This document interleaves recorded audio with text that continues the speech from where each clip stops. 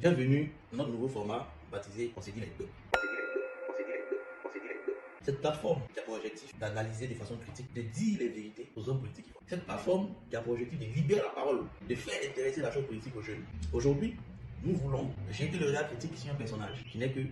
Tidjane Thiam. Voilà un individu qui, depuis 2 décennies, a abandonné la Côte d'Ivoire. Lorsqu'il y a eu le coup d'État en 1999, ce monsieur a pris son avion en première classe, direction Paris. On n'a plus vu pendant 20 ans. Et comme par magie, aujourd'hui, ce dernier prétend qu'il est prêt, qu'il est le mieux placé pour diriger la Côte d'Ivoire, prédestiné à la tête des Ivoiriens. Nous devons nous poser les bonnes questions. En tant que jeunes, nous devons avoir une analyse critique vis-à-vis des personnes ou des personnages qu'on veut nous vendre. Voilà un monsieur qui, au lendemain du coup d'État, a préféré fuir le navire et s'atteler à poursuivre sa carrière. Il a été à McKinsey, ensuite il a été parachuté à la tête de l'une des plus grandes banques européennes.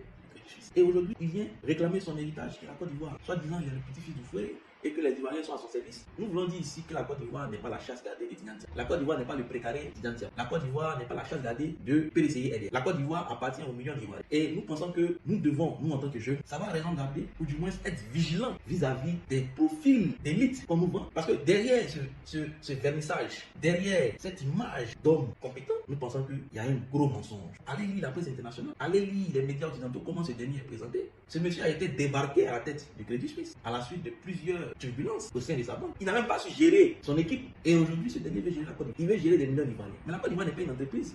La Côte d'Ivoire n'est pas l'héritage de quelqu'un ou de quelqu'une. La Côte d'Ivoire n'est pas l'héritage du PDCRDA, ni le bien de famille de Houphouët-Boigny. La Côte d'Ivoire est une terre qui appartient à des millions d'Ivoiriens. Chacun de nous ici est libre de pouvoir candidater. Si vous voulez proposer un modèle, vous êtes libre. Mais ne venez pas sur la base d'un acquis. D'un acquis de soi-disant de famille, parce que j'ai été petit-fils de Houphouët-Boigny, parce que j'ai fait le Crédit Suisse, parce que j'ai fait les plus grands cabinets internationaux, que je dois forcément être le mieux placé pour diriger la Côte d'Ivoire. Nous disons non à ce type de discours. C'est ce discours qu'on nous a imposé dans les 2000, où un soi-disant personnage économiste nous a été imposé. Et on a vu toutes les crises, ou du moins toutes les turbulences qui ont découlé. On a eu 10 ans de rébellion, 3000 morts, et j'en passe. Je pense que dans notre vidéo, nous voulons appeler les jeunes ivoiriens de toute tendance, de toute obédience, à s'inscrire dans une démarche de vigilance, dans une démarche de critique vis-à-vis des hommes. Voilà un monsieur qui a été débarqué, je sais le mot, débarqué à la tête du Crédit Suisse, réenvoyé entre guillemets. Et ce dernier se fait sur un parcours soi-disant extraordinaire. Et à cause de ce parcours-là, lui, il est le mieux placé pour diriger la Côte d'Ivoire. Nous avons vu comment, même au sein de son parti, les individus, ou du moins les gens à sa solde, ont bradé l'esprit des textes pour pouvoir forcément l'imposer. Nous voulons que ce genre de pratique cesse. La Côte d'Ivoire qui pointe à l'horizon est une Côte d'Ivoire où on ne doit pas choisir, on ne doit pas suivre un homme politique parce que forcément ce dernier a fait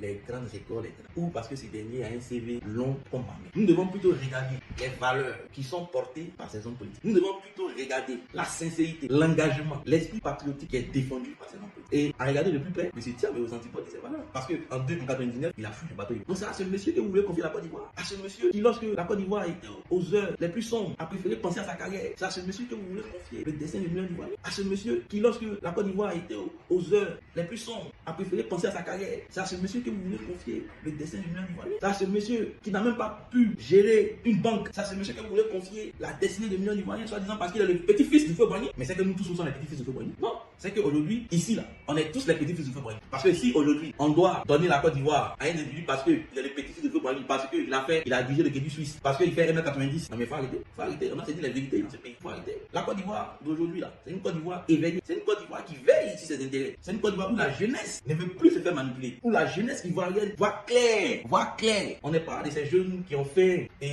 qui veulent forcément, qui voient la politique comme un moyen de réussir. Non, il y a une grande jeunesse silencieuse, majoritaire, qui est vraiment engagée dans un combat sincère, qui veut que la Côte d'Ivoire soit hissée au plus haut rang. Il y a une jeunesse silencieuse, majoritaire, qui n'attend que l'homme qui va les représenter. La Côte d'Ivoire, c'est 70% des jeunes. Je pense que ces jeunes-là ne veulent plus mourir ni pour Gbagbo, ni pour Ouattara, ni encore se faire manipuler par un nouveau économiste. D'ailleurs, soit disant va apporter le miracle. Aujourd'hui, nous voulons dire nos bêtes. Monsieur Thiam, la Côte d'Ivoire n'est pas une héritage. La Côte d'Ivoire n'est pas une héritage.